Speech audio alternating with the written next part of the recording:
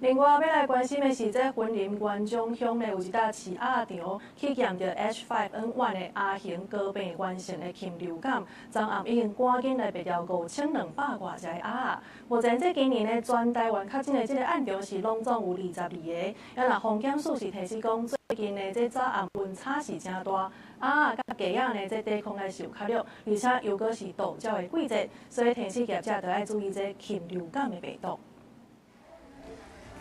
鸭伫遐行来行去，看起来是无啥物个样，但是云林县防疫所做秋冬的强化监测发现，县中乡的这个鸭场确诊 H5N1 鸭型高病原性禽流感，嘛是今年全台头一个感染到禽流感的饲鸭场。15号完成扑杀作业。主动监测时发现本县原长乡低沟鸭确诊H5N1 亚型高病原性禽流感。随即依标准作业程序启动扑杀作业，即扑杀16周龄肉鸭，计5267只。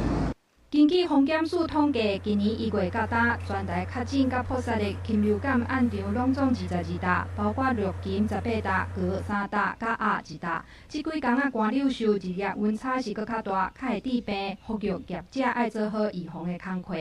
白天和那个晚上的那个温差会差异非常大。所以这边也要做好那个禽场的这个保温，还有通风因为温差大的时候可能会造成那个禽只紧迫那禽只紧迫的时候会造成它抵抗力降低，